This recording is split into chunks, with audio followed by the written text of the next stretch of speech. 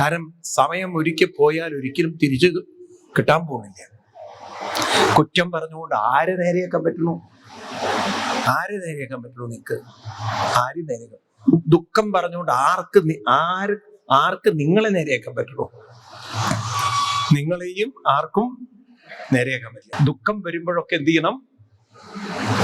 ദുഃഖം വരുമ്പോൾ ഭാഗവതത്തില് ഉദ്ധവർക്ക് കൃഷ്ണൻ ഉപദേശം കൊടുക്കുമ്പം ഒരു ഗംഭീരമായൊരു ഭാഗമുണ്ട്. 8ാമത്തെ സ്കന്ധത്തിലേക്ക് കടക്കുന്നു. അവിടെയാണ് ഭാഗവതത്തിലെ ഗജേന്ദ്രമോക്ഷം എന്ന കഥ. ശ്രീമദ് ഭാഗവതത്തിലെ പ്രസിദ്ധമായ ഗജേന്ദ്രമോക്ഷം. ഇവിടെ ഒരിക്കലിങ്ങനെ കംപ്ലീറ്റ് ആനകൾ ഇറങ്ങിയിരിക്കുന്ന കാലാണ്. ഇപ്പൊ ഗജേന്ദ്രമോക്ഷത്തെ കുറിച്ച് പറഞ്ഞാൽ വനം വകുപ്പ് മന്ത്രി ഓടും അവിടുന്ന്. ഞാൻ കഴിഞ്ഞ ദിവസം നമ്മുടെ വനം വകുപ്പ് മന്ത്രിയെ കണ്ടപ്പോ എന്തൊക്കെയാണ് സാർ വിശേഷം എന്ന് വെച്ച് പറഞ്ഞപ്പോ ആന പിടിച്ചിരിക്കുകയാണ് സ്വാമി എന്ന്. മൊത്തം ആനയും പുലിയാണ്, നടക്കാൻ പറ്റുന്നില്ല അദ്ദേഹത്തിന്റെ കാര്യത്തിൽ എന്ന് പറയാം. എന്ന് പറഞ്ഞ പോലെ ഇവിടെ ഗജേന്ദ്രമോക്ഷം കഥ പറയുന്നത്, ഒരിക്കലൊരു കാട്ടിൽ ധാരാളം ആനകള്, ഈ ആനകളൊക്കെ ഇങ്ങനെ സുഖജീവിതം നയിക്കുന്നതിനിടയില് പ്രതികൂലമായ കാലം വരുന്നു. വരൾച്ചയും ഉണക്കവും ആകെ ബുദ്ധിമുട്ടായി. ദാഹിച്ചു വലഞ്ഞ ഗജേന്ദ്രനും കൂട്ടരും വെള്ളത്തിന് വേണ്ടി അവിടുന്ന് യാത്ര ചെയ്യാണ്. നടന്ന് കിലോമീറ്ററുകളോളം നടന്ന് അവിടെയുണ്ട് കുറച്ചൊരു തടാകത്തിലെ പക്ഷികളൊക്കെ പറക്കണു, വെള്ളമുണ്ട് എന്ന് ഉറപ്പായി. പിന്നെ അതിലേക്ക് ഇറങ്ങി ആവോളം മൂക്കറ്റം വെള്ളവും കുടിച്ചു, കുളിച്ചു, കളിച്ചു, രസിച്ചു. ആനയ്ക്ക് പിന്നെ വെള്ളം കിട്ടിയ ഭ്രാന്താണ്. അങ്ങനെ അതിലങ്ങനെ കളിച്ച് രമിച്ച് കുറെ കഴിഞ്ഞപ്പോ ഓരോരുത്തരായിട്ട് കയറി അവസാനം ഗജേന്ദ്രന്റെ ഊഴം വന്നു. ഗജേന്ദ്രൻ കാലെടുത്ത് വെച്ചു മുന്നോട്ട്. പിന്നിലുള്ള കാലെടുക്കാൻ പറ്റണില്ല. ആരോ കാല് പുറകോട്ട് വരികണു. ഗജേന്ദ്രൻ നോക്കി കേരളം തന്നെയാണോ എന്ന്. കാരണം കേരളത്തിലാണ് ആരെങ്കിലും നന്നാവാൻ നോക്കിക്കഴിഞ്ഞാൽ പുറക്കിൽ വലിച്ചിട്ടേക്കും. അങ്ങനെ നന്നാവണ്ട എന്ന് പറഞ്ഞിട്ട് അല്ലേ? കേരളത്തിൽ ഇപ്പൊ റിസർച്ച് ചെയ്തുകൊണ്ടിരിക്കുകയാണ് ഗവൺമെന്റ്, എങ്ങനെ മദ്യം കഴിപ്പിച്ചിട്ട് നമ്മൾ നേരെയാക്കാൻ പറ്റുന്നത്. അതാണ് ഇപ്പൊ അവരുടെ റിസർച്ച്. വേറെ ഒരു വ്യവസായം അവർ കാണുന്നില്ല. ആകെ കാണുന്നത് മദ്യത്തിന്റെ വ്യവസായം മാത്രമേ ഉള്ളൂ. അപ്പോ ഇങ്ങനെ ഒരു നിമിഷം കൊണ്ട് ഗജേന്ദ്രന്റെ കണക്കുകൂട്ടൽ തെറ്റി. എല്ലാവരുടെയും കൂടെ പോവാൻ പറ്റുമെന്നുള്ളൊരു ധാരണ എവിടെയോ എനിക്ക് പോവാൻ പറ്റുന്നില്ല. തന്നെ ആരോ വലിച്ചിരിക്കണോ, മനസ്സിലെ വല്ല മുള്ളോ ഇതൊന്നല്ല, ഈർച്ചവാള് പോലത്തെ ഒരു സാധനം കാലിൽ അങ്ങനെ കെട്ടിച്ചു വലിക്കുകയാണ്. നോക്കുമ്പോഴാണ് മുതലയാണ്. എങ്കിലും കോൺഫിഡൻസ് വിട്ടില്ല. സർവശക്തിയും സർവകരുത്തും എടുത്തിട്ട് ആലറിക്കൊണ്ട് തന്റെ ഊർജം മുഴുവൻ പുറത്തെടുത്തുകൊണ്ട് പുറത്തേക്ക് കടക്കാൻ നോക്കുമ്പോൾ ഗജേന്ദ്രന്റെ കണക്കുകൂട്ടൽ തെറ്റി വീണ്ടും പുറകോട്ടാണ് പോകുന്നത്. എത്ര മുന്നോട്ട് പോകാൻ ശ്രമിക്കണോ അത്രയും പുറകോട്ട് റിവേഴ്സ് പോകണോ. അതിൻ്റെ ഇടയ്ക്കാണെങ്കിൽ ഭാര്യയും മക്കളും നടന്ന് കുറേ ദൂരെത്തി. കുറച്ച് കഴിഞ്ഞപ്പോ മക്കള് ചോദിച്ചു അമ്മയോട്, മമ്മി ഡാഡി എവിടെയെന്ന്. ഈ ഡാഡി വെള്ളത്തിലാണേ. അപ്പം മക്കളോട് പറഞ്ഞു, എടാ നിന്റെ അച്ഛൻ ഇപ്പോഴും വെള്ളത്തിലാണെന്ന്. കേരളത്തിൽ അങ്ങനെയാണല്ലോ കുറെ ഡാഡിമാരൊക്കെ. അതാണ് 5ാം ക്ലാസ്സിൽ പഠിക്കുന്ന ഒരു കുട്ടി ചോദ്യത്തിന് ഉത്തരം എഴുതി വെച്ചത്. ബയോളജി ടീച്ചർ ചോദിച്ചു, ഈ ജലത്തിൽ ജീവിക്കുന്ന ജീവികൾ ഏതൊക്കെയാണെന്ന്. കുട്ടി ആദ്യം തന്നെ പറഞ്ഞു, എന്റെ അച്ഛൻ. എടാ നിന്റെ അച്ഛൻ എന്താ ജലജീവിയാണോ എന്ന്? അല്ല, അച്ഛൻ രാവിലെ മീൻ പിടിക്കാനൊക്കെ പോകുന്നു, പിന്നെ അത് കഴിഞ്ഞാലും വെള്ളത്തിലാണെന്ന്. ഇപ്പൊ കരയിലും വെള്ളത്തിലും ഒക്കെ സദാ വെള്ളത്തിൽ ജീവിക്കുന്ന ഒരു ജീവിയായിട്ടാണ് അവന്റെ അച്ഛനെ അവൻ കാണുന്നെന്ന് പറഞ്ഞ പോലെ ഇവിടെ ഗജേന്ദ്രന്റെ എല്ലാ കോൺഫിഡൻസും പോയി. ഭാര്യയും മക്കളൊക്കെ വന്നു, തുമ്പിക്കൈ കൊടുത്ത് എങ്ങനെങ്കിലൊക്കെ ഒന്ന് വലിച്ചു കയറ്റാൻ നോക്കുമ്പോ ഭാര്യ വളരെ ബുദ്ധിയുള്ള സ്ത്രീയായിരുന്നു, മലയാളിയായിരിക്കണം. കാരണം ഭാര്യ നോക്കുമ്പോൾ ഗജേന്ദ്രൻ മാത്രമല്ല വെള്ളത്തിലേക്ക് പോകുന്നത്, ഭാര്യ ഇങ്ങനെ പതുക്കെ വെള്ളത്തിലേക്ക് പോകുന്നത് കണ്ടപ്പോ ഭാര്യയ്ക്ക് തോന്നി, ഇനി സൂക്ഷിച്ചു പിടിച്ചില്ലെങ്കിൽ ഞാനും ഈ മനുഷ്യനെ പോലെ വെള്ളത്തിൽ കിടക്കേണ്ടി വരും. ഭാര്യ അപടം കൊണ്ട് പിടുത്തം വിട്ടിട്ട് പറഞ്ഞു, യോഗ ഉണ്ടെങ്കിൽ അടുത്ത ജന്മം കാണാന്ന്. ഒറ്റ പോക്കാണ്. ഗജേന്ദ്രനോട് tata, bye bye, see you. മക്കളും ഇല്ല, ഭാര്യയില്ല, ആരുമില്ല. ഗജേന്ദ്രനോട് മുതലയുണ്ട്. കേരളക്കാരാണെങ്കിൽ ഈ സമയം ആത്മഹത്യ നോക്കില്ലേ? ആണോ? ഇനിയിപ്പൊ തനിക്ക് ആരും ഇല്ല എന്ന് കണ്ടു കഴിഞ്ഞാൽ ട്രെയിനിന്റെ മുന്നിലേക്കോ അല്ലെങ്കിൽ എവിടെയെങ്കിലുമൊക്കെ പോയി തീരാൻ നോക്കുവോ? പറയൂ നിങ്ങള്. ഒറ്റപ്പെടൽ, ഏകാന്തത മനുഷ്യനെ ബുദ്ധിമുട്ടിക്കോ, വേദനിപ്പിക്കോ, ഡിപ്രഷനിൽ കൊണ്ടുപോവോ? എന്താ മിണ്ടാത്ത നിങ്ങള്? കൊണ്ടുപോയില്ലയോ? ഭയങ്കര ഒരു മനസ്സിനെ തകർക്കുന്ന ഒന്നാണ് ഏകാന്തത. ഇനി എന്റെ കൂടെ ആരും ഇല്ല, കാരണം സ്നേഹിച്ചവരൊക്കെ തന്നിൽ നിന്നും അകന്നുപോയി. എന്നാൽ ഇവിടെയാണ് ഗജേന്ദ്രൻ തന്റെ വിധിയെ മാറ്റിമറിച്ചുകൊണ്ട് തന്റെ മനസ്സിനെ ഒരു ശൂന്യമാവാൻ, ഏകാന്തമാവാൻ, വിഷമത്തിലേക്ക് വീഴാൻ, വിഷാദത്തിലേക്ക് വീഴാൻ അനുവദിച്ചില്ല. ഒരു പരാതി പറയുന്ന മനസ്സാവാതെ മുഴുവൻ പ്രാർത്ഥന നിറഞ്ഞ, സ്തുതി നിറഞ്ഞ, നാമസങ്കീർത്തനം നിറഞ്ഞ മനസ്സാക്കിയ ഒരൊറ്റ മാറ്റലാണ്. ഇത് നമുക്കുള്ള സന്ദേശമാണ്. ഇതെപ്പോഴും നമ്മൾ ഓർത്തോണം. പരാതി പറയുന്ന മനസ്സല്ല, പ്രാർത്ഥന നിറഞ്ഞ മനസ്സാണ് നമുക്ക് വേണ്ടത്.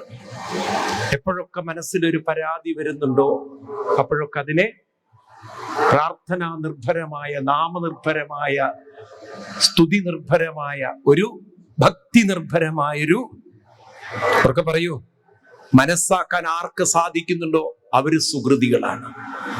പരാതിയുള്ള മനസ്സുകളല്ല സുകൃതികളാണ്, ഭക്തിയുള്ള മനസ്സുകളാണ്. ഇവിടെ ഗജേന്ദ്രന്റെ ഉള്ളിൽ നിന്ന് അനസ്യൂതമായി ആ ഭക്തിയുടെ പ്രാർത്ഥനകൾ അല്ലെങ്കിൽ സ്തുതികൾ അങ്ങനെ പുറത്തു വരുന്നതാണ് ഭാഗവതത്തിലെ സുന്ദരമായ ഗജേന്ദ്ര സ്തുതി. 8-ാമത്തെ സ്കന്ധത്തിലെ 3-ാമത്തെ അധ്യായത്തിലെ വളരെ ധന്യമായ സ്തുതി. ഇത് വായിക്കാൻ പറ്റുകയാണെങ്കിൽ നല്ലതാണ്. എല്ലാവർക്കും ഇത് വായിക്കാൻ പറ്റുന്നൊരു സ്തുതിയാണ്. ഓം നമോ ഭഗവതേ തസ്മൈ യദയേതച്ചിദാത്മകം പുരുഷായാദിബീജായ പരേശായ വിധീമഹി. 8-3.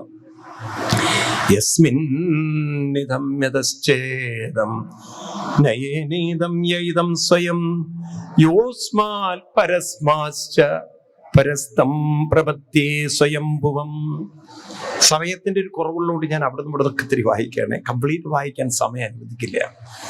തസ്മൈ നമഃ പരേശായ ബ്രഹ്മണേനന്ദശക്തയേ അരൂപായോരുരൂപായ നമാശ്ചര്യകർമ്മണി നമ ആത്മപ്രദീപായ സാക്ഷിണീ പരമാത്മനി നമോ ഗിരം വിദൂരായ മനസശ്ചേതസാമപി സത്വേന പ്രതിലഭ്യായ നൈഷ്കർമ്മേണ വിപസ്ഥിതാം നമ കൈവല്യനാഥായ നിർവാണ സുഖസംവിതേ നമ ശാന്തായ ഘോരായ മൂഢായ ഗുണധർമ്മിണി നിർവിശേഷായ സമ്യായ നമോ ജ്ഞാനകനായ ക്ഷേത്രജ്ഞായ നമസ്തുഭ്യം സർവാധ്യക്ഷായ സാക്ഷിണീ പുരുഷായ ആത്മമൂലായ മൂലപ്രകൃതയേ നമഃ സർവേന്ദ്രിയ ഗുണദ്രഷ്ടേ സർവപ്രത്യയഹേതവേ അസദാചായുക്തായ സദാഭാസായ തേ നമഃ നമോ നമസ്തേ കിലകാരണായ നിഷ്കാരണായ അത്ഭുതകാരണായ സർവാഗമമ്നായ മഹാന്നവായ നമോപവർഗായ പരായണായ ഗുണാരണിച്ചന്നതിഷുഷ്ണപായ തക്ഷോഭവിസ്ഫൂർജിതമാനസായ നൈഷ്കർമ്മ്യഭാവേന വിവർജിതാഗമ സ്വയം പ്രകാശായ നമസ്കരോമി.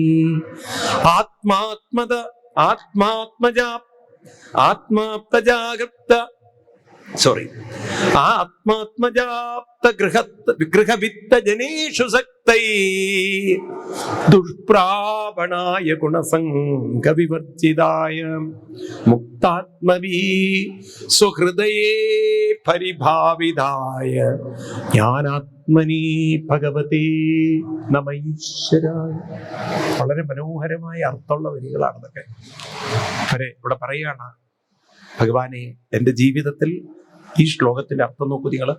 എൻ്റെ ആരോഗ്യം കൂടെ ഉണ്ടാവും, എൻ്റെ കൂടെയുള്ളവരൊക്കെ എന്നും എൻ്റെ കൂടെ ഉണ്ടാകും. എന്നാൽ ഇപ്പോഴെനിക്ക് മനസ്സിലായി, മുക്താത്മവീ, ഇവരൊക്കെ എന്നെ കൈവിട്ടു പോകും. ഇവരെല്ലാം എൻ്റെ കൂടെ ഇല്ല എന്ന് എനിക്ക് മനസ്സിലായി. ആരോഗ്യം ഉണ്ടാവില്ല, ബന്ധുക്കളും ഉണ്ടാവില്ല, ഇതൊന്നും ഇല്ല എന്ന് എനിക്ക് മനസ്സിലായി. പക്ഷെ ഒരാൾ എൻ്റെ കൂടെ ഉണ്ടെന്ന് മനസ്സിലായി. ജ്ഞാനാത്മനേ ഭഗവതേ നമ ഈശ്വരായ. ഭഗവാൻ എന്ന് പറയുന്നത് ആരാണ്? നോക്കൂ, നിങ്ങളൊക്കെ നോക്കൂ. നമ്മൾ ഉള്ളിൽ ഭാവന ചെയ്യാനുള്ള കഴിവുണ്ട് നമുക്ക്. ഉണ്ടോ? ഏത് രൂപവും ഏത് നാമവും ഭാവനയിൽ കാണാൻ, ഭാവനയിൽ ചിന്തിക്കാൻ കഴിവുണ്ടോ നമുക്ക്? ഉണ്ടോ? ഈ കഴിവിനെ നിങ്ങൾ ഈശ്വരനായി കണ്ടാൽ ഇത് നിങ്ങൾ ഉണ്ടാക്കിയ കഴിവാണോ? കണ്ണടച്ച് കൃഷ്ണന്റെ രൂപം കാണുക, നാമം ചൊല്ലാൻ സാധിക്കുക, ഈ കഴിവ് നിങ്ങൾക്ക് ഉള്ളിൽ ബോധമുള്ളത് കൊണ്ട് കിട്ടിയതാണ്? ആണോ? ഉള്ളിൽ ബോധമുള്ളത് കൊണ്ടാണ്, കോൺഷ്യസ്നെസ് ഉള്ളത് കൊണ്ടാണ് കിട്ടിയത്? ആണോ? മനസ്സിലായില്ല. ഈ കഴിവ് നമ്മൾ ഉണ്ടാക്കിയതാണോ? പറയൂ. അല്ല. ഈ കഴിവിനെ നിങ്ങൾ ഈശ്വരനായി കണ്ടാൽ ഈശ്വരൻ കൂടെയുണ്ടോ എപ്പോഴും? എന്താ ഒന്നും മിണ്ടാത്തത്? ഈ കഴിവ് നമ്മുടെ കൂടെ എപ്പോഴും ഇല്ലേ? മരിക്കുന്നത് വരെ ഇല്ലേ? ഉണ്ടോ? ഉണ്ട്. ഈ കഴിവിനെ നിങ്ങൾ ഈശ്വരനായി കണ്ടാൽ ഈശ്വരൻ കൂടെ ഇല്ലേ? അത് നമ്മൾ പഠിക്കണം. എനിക്ക് നല്ലത് ഭാവന ചെയ്യാൻ കഴിവ് തരുന്ന ശക്തിയാണ്, ബോധശക്തിയാണ് ഭഗവാൻ. ഭഗവാൻ ആരാണ്? നല്ലത് ചിന്തിക്കുവാൻ കഴിവ് തരുന്ന ബോധശക്തിയാണ് ഭഗവാൻ. അപ്പൊ എപ്പോഴാ ഭഗവാൻ ഇല്ലാത്തത്? എപ്പോഴാ ഇല്ലാത്തത്? പറയൂ. എപ്പോഴും ഉണ്ട്. ആ കഴിവിനെയാണ് ഇവിടെ ഗജേന്ദ്രൻ നഷ്ടപ്പെട്ടവരെ ഓർത്ത്, വിട്ടുപോയവരെ ഓർത്ത്, നോക്കാത്തവരെ ഓർത്ത് തളർന്നില്ല. മനസ്സിന്റെ ശ്രദ്ധ തിരിച്ചുവിട്ടു. ഭഗവാനെ, മുക്താത്മവീ സ്വഹൃദയേ പരിഭാവിതായ. എന്നിട്ട് പറയുന്ന ഭഗവാനെ, ഞാൻ ഇത്രയും കാലം കരുതി എനിക്ക് എൻ്റെ അഹന്തയിൽ എല്ലാം കൊണ്ടു നടക്കാൻ പറ്റുന്നു. എൻ്റെ പണം, എൻ്റെ വീട്, എൻ്റെ ഭർത്താവ്, എൻ്റെ ഭാര്യ, എൻ്റെ മക്കള്, ഇതൊക്കെ ഞാൻ പറഞ്ഞ അനുസരിക്കുന്ന വിചാരം. ഇതാണ് ഒരുവിധ അമ്മമാരുടെയൊക്കെ സ്വകാര്യ അഹങ്കാരം. മക്കളൊക്കെ നമ്മൾ പറഞ്ഞ അനുസരിക്കുന്നത്. കുറെ കഴിഞ്ഞാൽ നിങ്ങൾക്ക് മനസ്സിലാവുക, ആരും ആരുടെയും നിയന്ത്രണത്തിലല്ല. അവരവരുടേതായ ചിന്തകളും ലോകങ്ങളും ഉണ്ടോ? പക്ഷെ ഇത് മനസ്സിലാക്കുന്നത് കൊട്ട് കിട്ടിയിട്ടാണ് പലർക്കും, അനുഭവം കൊണ്ടിട്ടാണ്. അതുവരെ ഇങ്ങനെ പലതും പിടിച്ചു വയ്ക്കും. എൻ്റെ ഇവിടെ മനസ്സിലായി, ആരും എൻ്റെ കൂടെ ഉണ്ടാവില്ല. ഞാൻ പലതിനെയും പിടിച്ചു, പക്ഷെ പലതും എന്നെ വിട്ടു. ഇപ്പോഴെനിക്ക് മനസ്സിലായി, അന്ന് ഭഗവാനെ പിടിച്ചിരുന്നെങ്കിൽ ഇന്ന് ദുരിതം ഉണ്ടാകുമായിരുന്നില്ല. പക്ഷെ ഇപ്പൊ എനിക്ക് ബോധം വന്നു. നായം വേദസ്വമാത്മാനം യശക്ത്യാഹം ദിയാഹതം തം ദുരത്യമാഹാത്മ്യം ഭഗവന്തമിതോസ്മ്യഹം. എൻ്റെ അഹങ്കാരം കൊണ്ട്, എൻ്റെ അവിവേകം കൊണ്ട്, എൻ്റെ ധാർഷ്ട്യം കൊണ്ട് ഞാൻ പലരും എൻ്റെ കൂടെ ഉണ്ടാകുമെന്ന് കരുതി. പല കൂട്ടുകാരുണ്ടാവും. നമുക്ക് ഫ്രണ്ട്സാണ് കുത്തിക്കൊല്ലുന്നത്, കൂടെ നടക്കുന്ന ഫ്രണ്ട്സാണ് റാഗ് ചെയ്യുന്നത്, കൂടെ നടക്കുന്ന ഫ്രണ്ട്സാണ് ചതിക്കുന്നത്, കൂടെ നടക്കുന്ന ഫ്രണ്ട്സാണ് കുഴിയിൽ കൊണ്ട് ചാടിക്കുന്നത്. അല്ലേ? ഇന്നത്തെ കൂട്ടുകെട്ടുകളൊക്കെ എത്തിക്കുന്നത് അവസാനം നല്ല ബന്ധങ്ങളിൽ പോകുന്നവർ വളരെ കുറഞ്ഞു വരികയാണ്. ആണോ? പറയൂ നിങ്ങൾ. ഈ രീതിയിലൊക്കെ ഞാൻ കരുതി എൻ്റെ കൂടെ ആരൊക്കെയോ ഉണ്ടാവുന്നു. പക്ഷെ ഇപ്പൊ എനിക്ക് മനസ്സിലായത് ആരും എൻ്റെ കൂടെ ഇല്ല. അതുകൊണ്ട് ഞാൻ എൻ്റെ അഹങ്കാരം ഇപ്പോഴിതാ ഭഗവാനെ ഞാൻ അങ്ങയുടെ പാദങ്ങളിൽ സമർപ്പിക്കുകയാണ്. ഇനി അങ്ങേ ഉള്ളൂ എനിക്ക്. എന്നിട്ട് പറയുന്നു, നമോ നമസ്തുഭ്യമസഹ്യവേഗ ശക്തിത്രയായ കിലദീ ഗുണായ പ്രപന്നപാലായ ദുരന്തശക്തയേ കതീന്ദ്രിയാണം മനവപ്യവത്മനേ. അവിടുത്തെ ആ അനന്തശക്തിക്ക് മുന്നിൽ, അവിടുത്തെ ആ ഒരു കാരുണ്യത്തിന് മുന്നിൽ, അവിടുത്തെ ആ ഒരു ദയയ്ക്ക് മുന്നിൽ, അവിടുത്തെ ആ സ്വാതന്ത്ര്യത്തിന് മുന്നിൽ, അവിടുത്തെ തന്നിരിക്കുന്ന കഴിവിന് മുമ്പിൽ ഞാനിതാ എന്നെ സമർപ്പിക്കുകയാണ്. ഇനി അവിടെ നിന്നല്ലാതെ സ്വാമിയല്ലാതൊരു ശരണമില്ലയ്യപ്പ എന്ന് പറയുന്ന പോലെ ഭഗവാൻ അല്ലാതെ ഇനി ആരും എനിക്കൊരു അന്യതാ ശരണം നാസ്തി ത്വമേവ ശരണം മമ എന്നുള്ള ആ ഭാവത്തിലേക്ക് ആ ഗജേന്ദ്രൻ ഉയർന്നു. ഇനി ആരുമില്ല എന്നുള്ളല്ല, ആരേ ഉള്ളൂ അതങ്ങോട്ട് തെളിഞ്ഞ് തെളിഞ്ഞ് തെളിഞ്ഞ് തെളിഞ്ഞ് തെളിഞ്ഞ് വരാൻ തുടങ്ങി.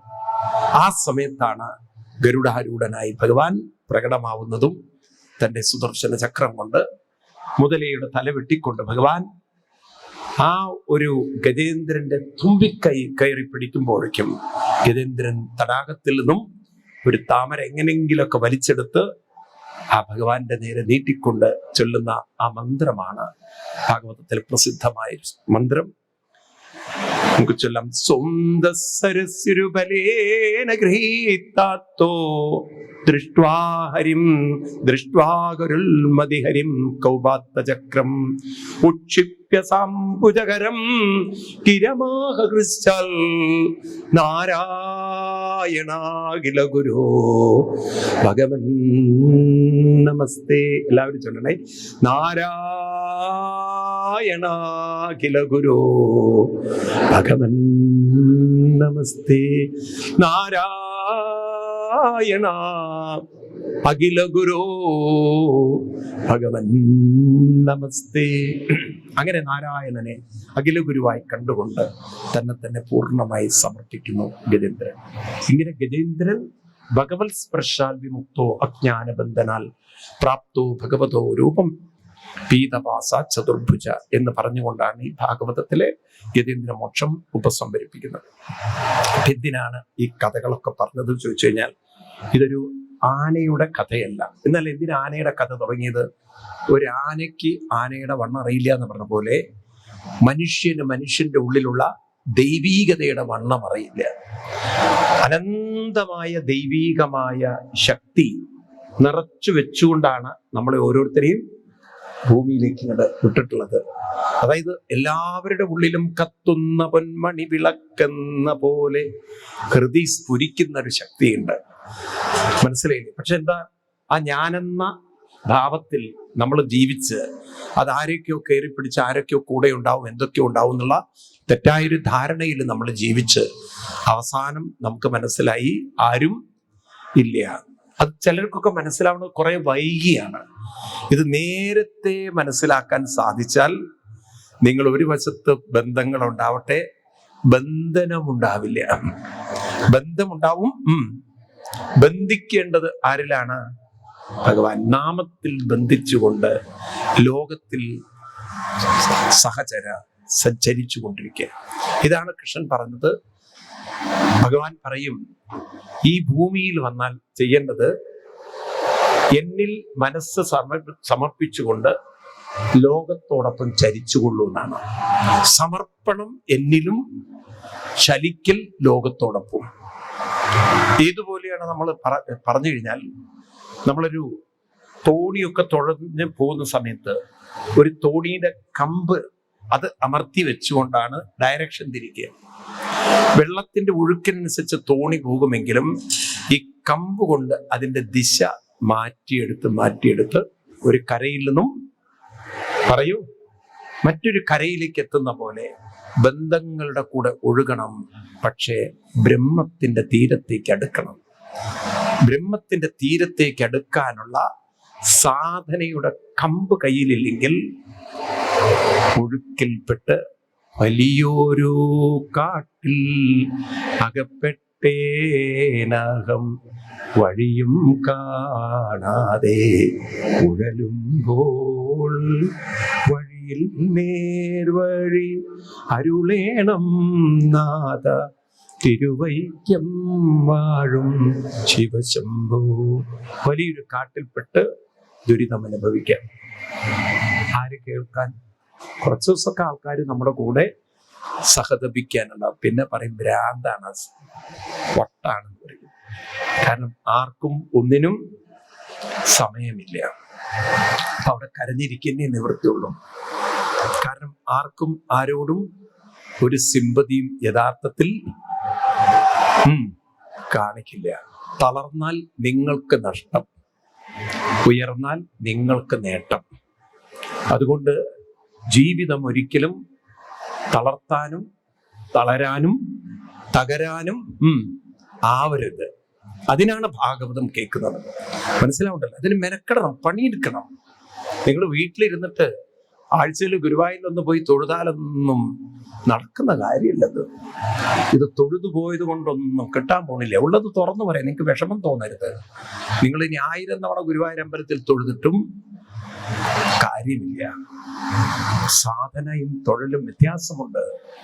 സാധന എന്ന് പറയുന്നത് അറിവോടുകൂടി നിങ്ങൾ അമ്പലത്തിൽ പോയി, നേരത്തെ പറയലേ, പ്രദക്ഷിണം വെക്കുന്നു, നാമം ജപിക്കുന്നു, ഉള്ളിൽ രൂപം കാണുന്നു, മനസ്സ് സമർപ്പിക്കുന്നു. അതൊരു അന്ധമായ തൊഴിലല്ല. അതിൽ ബോധമുണ്ട്, അതിൽ അറിവുണ്ട്, ജ്ഞാനമുണ്ട്. ആണോ? അങ്ങനെയാണെങ്കിൽ അത് നിങ്ങളെ പടിപടിയായി, നേരത്തെ പറഞ്ഞേ, തമോ ഗുണത്തിൽ നിന്നും രജോ ഗുണത്തിലേക്കും, രജോ ഗുണത്തിൽ നിന്ന് സത്വഗുണത്തിലേക്കും, സത്വഗുണത്തിൽ നിന്ന് സമചിത്തതയിലേക്കും, സമചിത്തതയിൽ നിന്ന് ബ്രഹ്മത്തിലേക്കും എത്തിക്കും. എവിടേക്ക്? പരമാത്മാവിലേക്ക് എത്തിക്കും. ഭഗവാൻ പറയുന്നത് സമചിത്തമായാൽ പരമാത്മാവിലേക്ക് എത്താൻ വളരെ എളുപ്പമാണ്. ഗീതയിൽ 12-4 ശ്ലോകം, 12-4 ശ്ലോകം. സംനിയമേന്ദ്രിയ ഗ്രാമം സർവത്ര സമബുദ്ധയ, സർവത്ര സമബുദ്ധയ തേ പ്രാപ്നുവന്തി മാമേവ സർവഭൂതഹിതേരത. ആരുടെ മനസ്സാണോ സമചിത്തമാവുന്നത്, സർവത്ര സമബുദ്ധയ തേ പ്രാപ്നുവന്തി മാം ഏവ, അവർക്കെന്നെ എളുപ്പത്തിൽ കൈവരിക്കാൻ, മാമേവ പ്രാപ്നുവന്തി, പ്രാപ്നുവന്തി എന്നാൽ എന്നെ പ്രാപിക്കാൻ പറ്റും. ആർക്ക് പ്രാപിക്കാൻ പറ്റും? സമചിത്തമായൊരു മനസ്സുള്ളവർക്ക്. അപ്പൊ നോക്കൂ, ഭഗവാനെ പ്രാപിക്കാനുള്ള ഒരു ക്വാളിഫൈഡ് മൈൻഡിനെ ഡെവലപ്പ് ചെയ്യാനാണ് നമ്മൾ ക്ഷേത്രങ്ങളിൽ പറയൂ പോകുന്നത്. ഇപ്പൊ നിങ്ങൾ ഇത്രയും കാലം ഗുരുവായൂരിലൊക്കെ തൊഴുതു പോകുന്നവരല്ലേ? ആണോ? സത്യമേ പറയാവേ, അമ്പലത്തിന്റെ തൊട്ടടുത്ത് നുണ പറയാൻ പാടില്ല. സത്യമല്ലേ പറയുള്ളൂ, എന്നാലേ ഞാൻ ചോദിക്കുള്ളൂ. ആണോ? തമോ ഗുണം രജോ ഗുണവും, രജോ ഗുണം സത്വഗുണവും, സത്വഗുണം സമചിത്തതയും ഒക്കെ ആവുന്നുണ്ടോ ഇതുവരെ തൊഴുതിട്ട്? എന്റെ കാത് പെട്ടെന്ന് നിന്നുപോയതുപോലെ. അത് ശങ്കരൻ തന്നെയാണോ? എത്ര പേർക്ക് അങ്ങനെ തോന്നുന്നുണ്ട്? ഞാൻ മെന്റലി കുറെ സ്ട്രോങ് ആവുന്നുണ്ട്. എത്ര പേർക്ക് തോന്നിയിട്ടുണ്ട്? അത് തൊഴുതുപോയത് കൊണ്ടാണോ, അവനവന്റെ സാധന ഇതുകൊണ്ടാണോ? തൊഴുതുപോയത് കൊണ്ട് അങ്ങനെ ഒരു മാറ്റം എത്ര പേർക്ക് ഉണ്ടായിട്ടുണ്ട്? തൊഴുതുകൊണ്ട് മാത്രം, ഒരു സാധനയും ചെയ്യാതെ തൊഴുതത് കൊണ്ട് ഒരു മാറ്റവും ഉണ്ടാവാൻ പോകില്ല. സാധന ചെയ്യുന്നവർക്ക് മാറ്റം ഉണ്ടാവും. എന്നാൽ അമ്പലം എന്തിനാണ്? സാധന ചെയ്യാനാണ്. ഏതിനല്ല? കേവലം തൊഴുതു പോവാനല്ല. അതാണ് ഭൂരിപക്ഷം ആളുകളും തൊഴുതു പോവാനാണ്. അവര് സാധന ചെയ്യുന്നവര് വളരെ പറയൂ, അങ്ങനെ തൊഴുതിട്ടും യാതൊരു കാര്യമില്ല. ഇത് തുറന്നു പറഞ്ഞ അവതാരമാണ് ഭഗവാൻ കൃഷ്ണൻ. ഇത് ശരിക്കും എല്ലാ ഹിന്ദുക്കളും പഠിച്ചാലുണ്ടല്ലോ, പിന്നെ വായും പൊളിച്ച് നിങ്ങൾ അമ്പലത്തിൽ വെറുതെ ഇരിക്കില്ല. നിങ്ങൾക്ക് മനസ്സിലാവും, അവിടെ ഇരുന്ന് കുറച്ച് നാമജപമൊക്കെ ചെയ്തിട്ട് വേണം ഞാൻ പോവാൻ. അപ്പോഴാണ് അന്തരീക്ഷത്തിന്റെ ആ ഊർജം, അന്തരീക്ഷത്തിന്റെ ശക്തി ഈ സ്ഥലത്ത് പൂന്താനം വെറുതെയല്ല ഇരുന്നത്, അദ്ദേഹം ഇരുന്ന് നാമം ജപിക്കുമായിരുന്നു. അങ്ങനെ നാമം ജപിച്ചുകൊണ്ടാണ് ഈ മരപ്രഭു വന്നത്. പൂന്താനം ഇങ്ങനെ നാമം ജപിക്കും, വിഷ്ണു സഹസ്രനാമം ജപിക്കുമ്പോൾ അമരപ്രഭു എന്നത് മരപ്രഭു എന്ന് ഉച്ചരിച്ചപ്പോൾ ഭട്ടതിരിപ്പാടിന് ഒരു ചെറിയൊരു വിഷമം തോന്നി. കാരണം ഭട്ടതിരിപ്പാട് വളരെ സാൻസ്ക്രിറ്റ് സ്കോളറായിരുന്നു. അദ്ദേഹം വളരെ അതിലൊരു പാണ്ഡിത്യമുള്ള ആളായിരുന്നു. അതുകൊണ്ട് അദ്ദേഹം പറഞ്ഞു, എന്താ പൂന്താനം മരപ്രഭു എന്താ ഭഗവാൻ എന്താ മരം കൊണ്ടുണ്ടാക്കിയത്, അമരപ്രഭു എന്ന് ചൊല്ലൂ. അപ്പൊ അവിടെ ഒരു ആയുടെ ഒരു വിസർഗം അതാരും ചൊല്ലാറില്ല, അത് മരപ്രഭു എന്ന് വന്നു.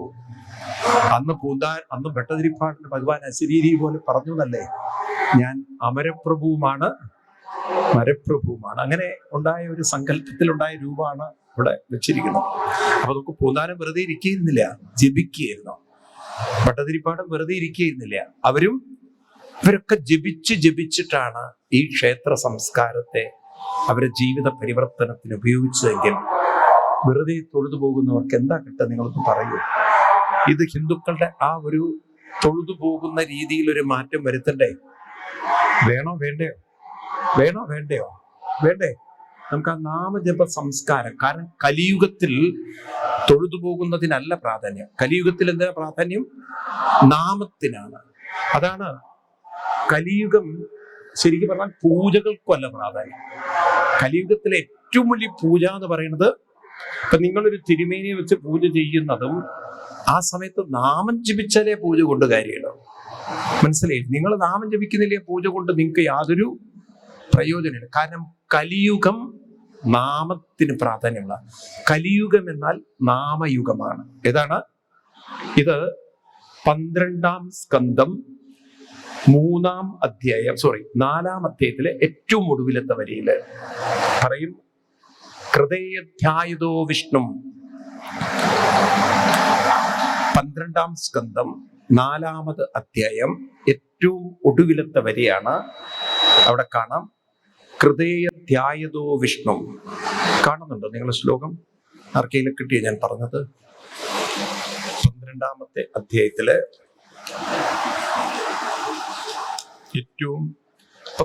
മൂന്നാമത്തെ 12-ൽ 3-ാമത്തെ അധ്യായത്തില് 4-ാമത്തെ ഏറ്റവും ലാസ്റ്റ് ശ്ലോകമാണ്. ഹൃദയധ്യായതോ വിഷ്ണു ത്രേധായം യജുതോ മഖൈ ദ്വാപരേ പരിചര്യായം കലോ കേശവ കീർത്തനാഥ്. കണ്ടു? അപ്പൊ കലിയുഗത്തിൽ ഏറ്റവും പ്രാധാന്യം എന്തിനാണ്? മനസ്സിലായില്ലേ? ശ്ലോകം മനസ്സിലായില്ലേ? ഹൃദയധ്യായതോ വിഷ്ണു. കൃതയുഗത്തിൽ ആളുകൾക്ക് ധ്യാനിച്ചാൽ ഭഗവാന്റെ ആ ശക്തി, അനുഗ്രഹം അനുഭവിക്കാമായിരുന്നു. ഭഗവാന്റെ ശക്തി ഉണർത്താമായിരുന്നു ധ്യാനത്തിലൂടെ. എന്നാൽ ത്രേതായം മഖൈ, മഖം എന്ന് പറഞ്ഞാൽ യാഗങ്ങൾ വേണ്ടി വന്നു. പിന്നീട് പരിചര്യ എന്ന് പറഞ്ഞാൽ ഇപ്പോഴത്തെ പൂജാദികള്, പൂജകൾക്കൊക്കെ ദ്വാപരയുഗത്തിലാണ് പ്രാധാന്യം.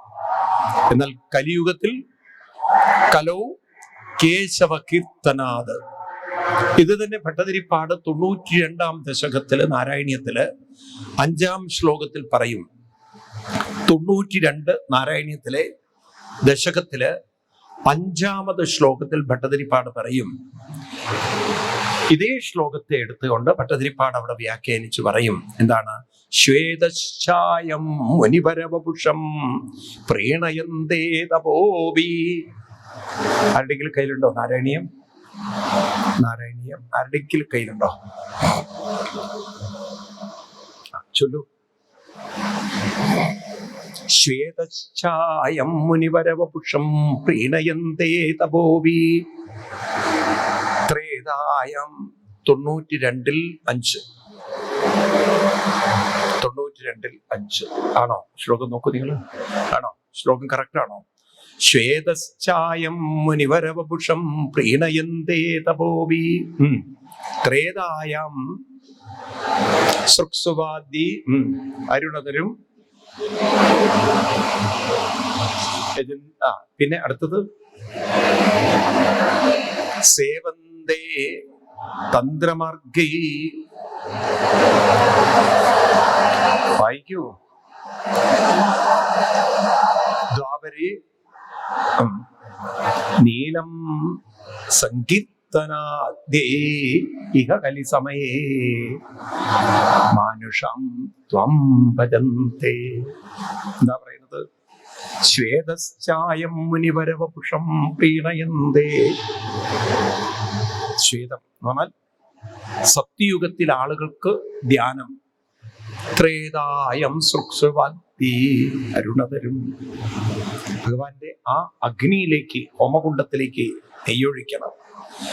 എന്നാൽ ദ്വാപരത്തിലോ പരിചര്യായ എന്ന് വെച്ചാൽ സേവന്തേ തന്ത്രമാർഗമാണ്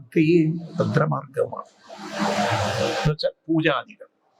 എന്നാൽ നീലം സങ്കീർത്തനാദി ഇഹ കലി സമയേ മാനുഷം ത്വം ഭജന്തേ. കലിയുഗത്തിൽ മനുഷ്യർക്ക് പറഞ്ഞിരിക്കുന്ന സാധന ഏതാണ്? എന്നാൽ എങ്ങനെ ഈ സംഗതി നമ്മുടെ കുട്ടികൾക്കില്ലാതെ പോയി എന്നുള്ള അറിയാത്തത്? ഇത് വല്ല ബന്ധമുണ്ടോ നമ്മളെ കുട്ടികളായിട്ട്? ഇതെങ്ങനെ അവർക്ക് നഷ്ടപ്പെട്ടു എന്നുള്ളത് ആരാ ഉത്തരവാദി? ഗവൺമെന്റോ? ഗവൺമെന്റ് ആണോ ഉത്തരവാദികള്?